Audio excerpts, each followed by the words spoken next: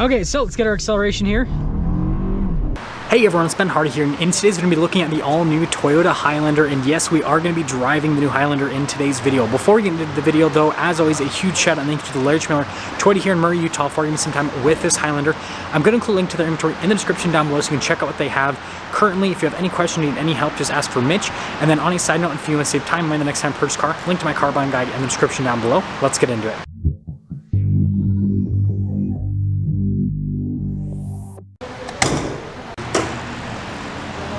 Under the hood, we have a turbocharged 2.4 liter four-cylinder that goes through an 8-speed automatic transmission. Fuel economy is 21 around town and then 28 on the highway, with power outputs being 265 horsepower and then 310 pound-feet of torque. And yes, this does replace the naturally aspirated 3.5 liter V6 that you used to be able to get in the Highlander.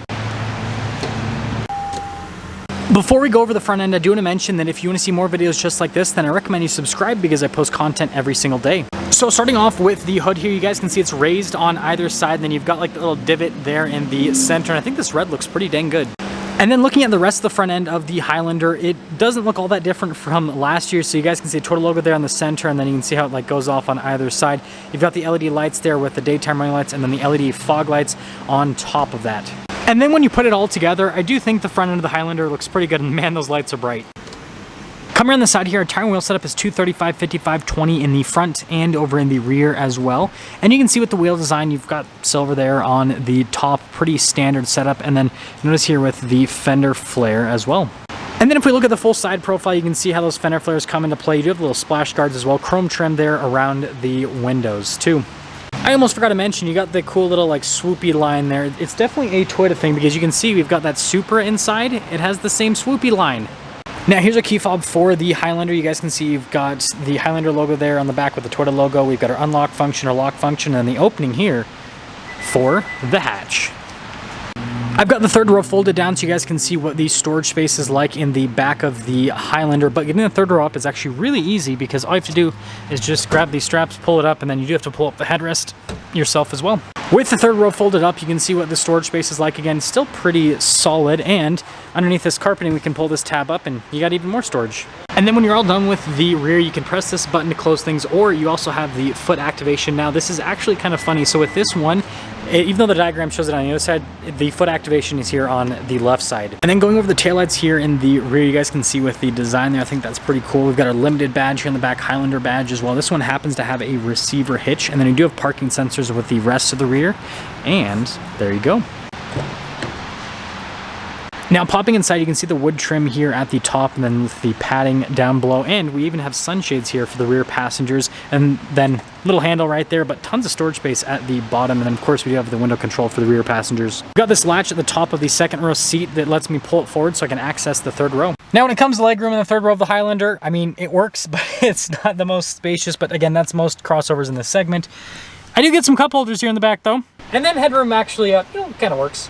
And then taking a look at these seats here in the second row, notice perforations all down the center of these seats. Then you got your adjustment there on the side to throw it backwards or forwards. When it comes to legroom here in the second row, it's actually pretty solid. We do have a little storage pocket right there. And then we've got our climate controls here in the center, and we've got some charging ports and cup holders. Headroom is also pretty good back here. With the front door panel, you can see again with the trim there at the top, and look at all the padding down below. All of our window controls here. We've got our mirror adjustment here with the power folding mirror function, memory seats, and then the mirrors do have blind spot monitoring. With the front seat, notice perforations all down the center, really nice bolstering there, and power adjustments. We do have some practical controls right here for like the auto stop start. That's to open up the hatch, and then that's for your heated steering wheel, and then look at the padding around it.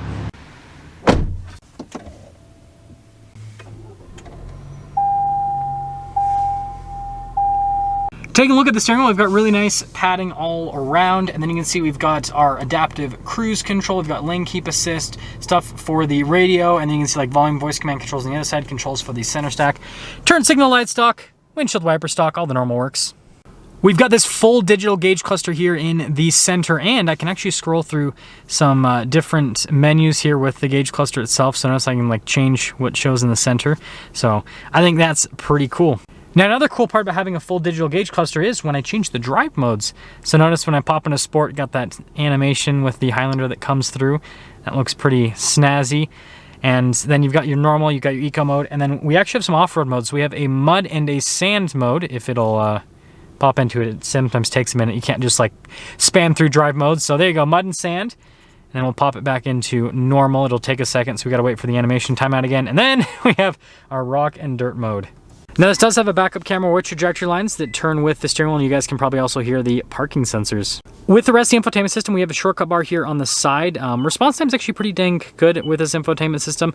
Really easy to use. I feel like it's pretty self-explanatory with all of the different tabs that you can go into. So like, for example, vehicle, I can go into climate, and then I can, well, adjust stuff with the climate system. Speaking of climate system, we have dual zone climate controls down below, heated and ventilated seats here with this limited package, and then got some pretty cool vents right there. Wireless phone charging pad here, and also just like a general storage area, and there's another one up above the glove box too.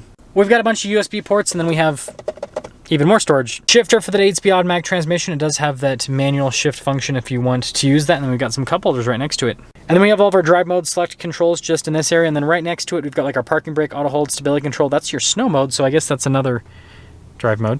And then we've got our hill descent control. Here is the center console, so the lid like slides backwards, and then you have this little storage tab, but then you have more storage underneath. Like, it is a huge center console. We also have a glove box, which is pretty normal, and then again padding here on the dash, and then also at the very top as well to just make it feel luxurious. And then up top we do have controls here for the sunroof, and well, here is the sunroof. It's just a normal sunroof. And if you're wondering, it has one of the mirrors with the sunglass holder. Well, there's a lot of glare, so it's kind of hard to see the window sticker here, but again, this is a limited, and almost everything went over standard equipment. Base MSRP is $48,000. There's not a lot of options you can actually add to it. So total MSRP after destination, everything, $50,902. And let's see how the turbo 4-cylinder goes.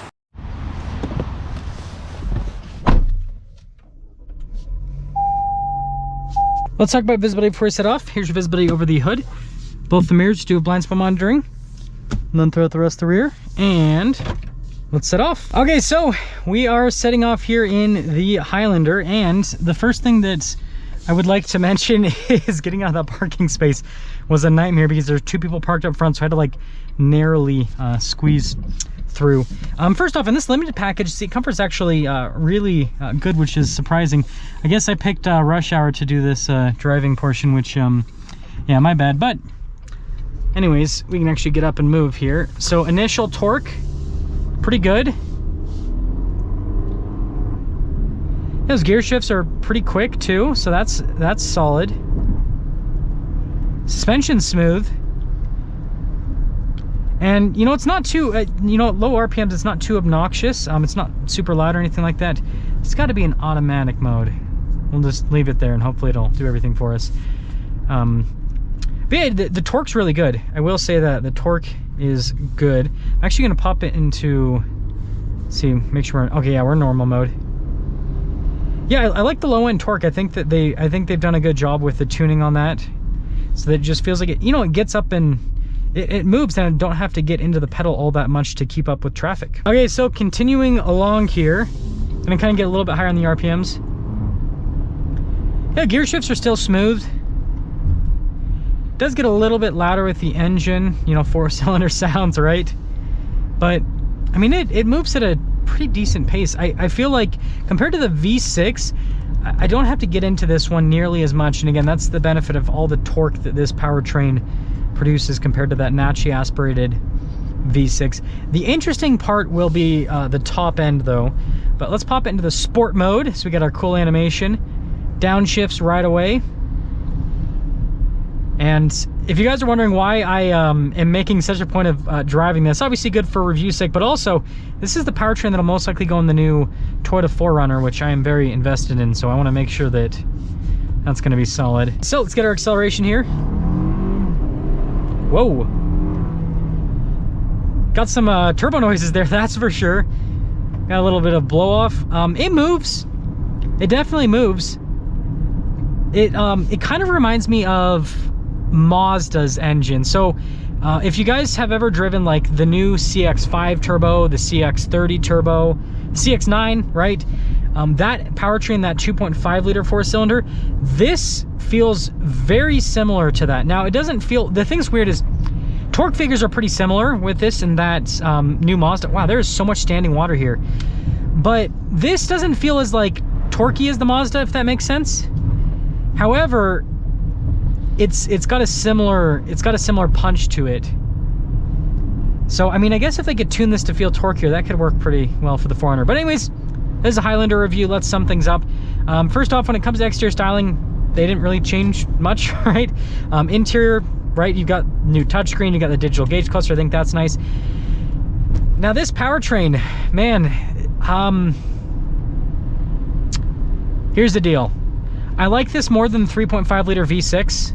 I don't like it as much as the 4 liter V6.